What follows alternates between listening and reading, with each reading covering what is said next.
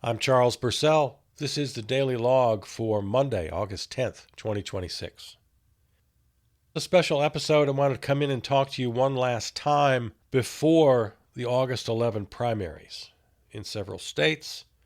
Especially, I want to talk about Francesca Hong running for the nomination for governor in Wisconsin. Because the arguments you're hearing against her are wildly irresponsible. There are half-truths, there are lies, and I just can't stand the thought of you walking into the polls being bamboozled by these arguments. From the likes of Bill Maher, John Fetterman, James Carville, one of the preeminent Democrats who fundamentally transformed the party from the party of FDR, the New Deal, the Great Society, into the party of corporate donors, abandoning the working class. We're going to follow these guys?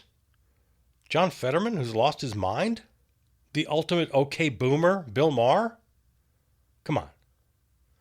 Not to mention all the keyboard warriors, all your well-meaning friends and relatives showing up in your feed with their amateur punditry. All they've got are ridiculous talking points they've been spoon-fed, and they're regurgitating. Of all the criticism of Francesca Hong that I've been able to find, I have not heard one single word of criticism about her actual policy proposals. What she talks about in her stump speech, what she promises on her website. Go down the whole list. You can't find any of that from her critics. They have nothing to say. Nothing. All you hear instead are ridiculous, bogus arguments. They dig up old, irrelevant tweets. Oh, she doesn't like Valentine's Day. She doesn't like Thanksgiving. Who cares? I don't like most holidays. It's irrelevant. She's running to be governor of Wisconsin. She's not going to ban Thanksgiving. Even if she wanted to, it's ridiculous. They got nothing. So they're reaching. Oh, well, Bernie and AOC, they didn't endorse her. So there must be something wrong with her they didn't endorse. Well, she's running for governor, right? She's not running for the House or the Senate. You know how many governor's races AOC endorsed? Exactly 0. Because that's not what she does. So on some Sunday panel show, the interview says, well, are you going to endorse Francesca Hong?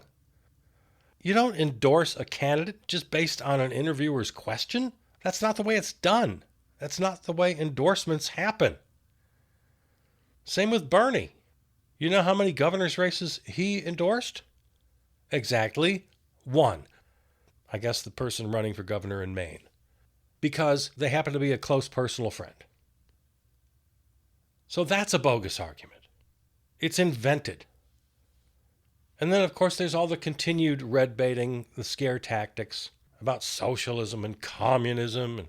The whole democratic socialist versus social democrat versus the Nordic model versus capitalism versus this versus that. Hell, we're fighting about vocabulary. This is like the life of Brian. Is it the Judean People's Front or the People's Front of Judea? Which one are you going to join and which one are you going to condemn? It's all a joke. If you just stick with the issues, it's a very clear choice between Francesca Hong and the other viable candidate, David Crowley. The other 2 candidates I don't think really have any chance. So let's look at the issues. And this is the most important thing I want you to take away from today and into the voters' booth. Top issues for Francesca Hong. Tax the rich. Increase income tax by 1% on the rich. Create a new bracket on corporate profits and income over $1 million. Does that affect you? Probably not. If it does, boo-hoo. Estate tax. Create an estate tax over $15 million. Universal child care. Most families will qualify for 0 out-of-pocket costs. Everyone else gets strictly capped prices. Increase pay and professional standards for child care workers. All of this based on plans that already exist in New Mexico and Vermont. Fairer, cheaper health care. Expand Badger Care and create a public option. Crack down on claim denials. Bring costs down to fair market value and make corporate hospitals pay their fair share. Right now, huge hospital systems charge Wisconsin patients more than they do in almost any other state, and they contribute much less in public services than we give them in tax breaks. By the way, all of this is absolutely moderate compared to where I would go. On the overall political spectrum, I'm way to the left of Francesca Hong. Affordability, $20 minimum wage, indexed to the cost of living. Universal paid leave and universal child care. Make it easier to finance and build housing while overseeing that the housing that gets built stays affordable. Property tax reduction and school funding. Cut average property tax by 41%. Let me say that again. Cut average property tax by 41%. Fully fund public schools and special education. No more property tax referendums. Guaranteed paid time off. Would create a public fund to pay out up to 12 weeks of family or medical leave. Expand coverage to include adoption, organ donation, and domestic violence relocation. Coverage includes self-employed workers. And, of course, the data centers. Zero tax breaks or taxpayer money for data centers.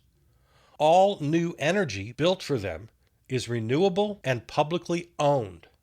And at least a 1-year moratorium to get all of this in place before another data center is allowed to begin construction. These are the actual policies of Francesca Hong, all paid for in her proposed budget, without tax increases, except for the wealthy, of course, and includes an average property tax cut of 41%. Have you heard one argument, one, from all of these critics warning you about the dangerous Francesca Hong? Have you heard one argument against any one of these proposals? Because I haven't. I've heard that she's not electable. Oh, electability, electability, electability. Nope, just wrong, wrong, wrong. There is absolutely zero evidence, data, nothing that suggests, let alone proves, that Francesca Hong is not electable. In fact, if you want to look at research, if you want to look at data, you'll find the exact opposite.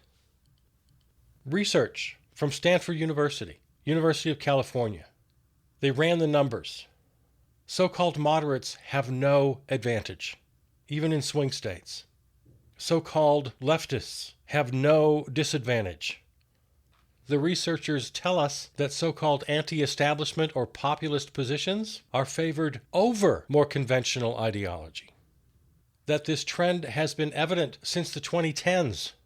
You and I have known this since the 2016 election, when Bernie Sanders was the choice of Democratic voters, until he was sabotaged, in exactly the same way they're trying to sabotage Francesca Hong now.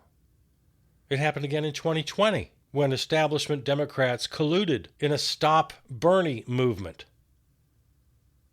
Whether you like it or not, populism is the flavor of the day. And not only of the day, it's been the flavor since at least 2016. And it ain't going anywhere. So the electability argument is simply not true. The most popular office holders in America right now are Bernie Sanders, Zoran Mamdani, and Alexandria Ocasio-Cortez. Dr. Abdul El-Sayed just won a primary in swing state Michigan. Francesca Hong in Wisconsin holds a double-digit lead going into her primary. As she often reminds us, and I agree, the most electable candidate is the candidate who gets the most votes. I cannot let you go into the voting booth on Tuesday with all of this misinformation and disinformation being thrown at you. If you still prefer the slow approach of more establishment, moderate Democrats, if you think we should compromise with Republicans, if you think we should be moderate in our proposals and not bold, fine. It's America. That's your option. But I cannot stand by and allow you to withhold your vote from Francesca Hong because you've been manipulated by the scare tactics, by the lies. Because I've heard that. I've heard that in person on the street interviews. I've read this. I wish we could be bold, but maybe we're just not ready. And maybe she's not electable. I agree with her positions, but we have to move slower. And I think maybe she'll lose in November. If you're buying that argument, you've been hoodwinked. You've been bamboozled. It's not true.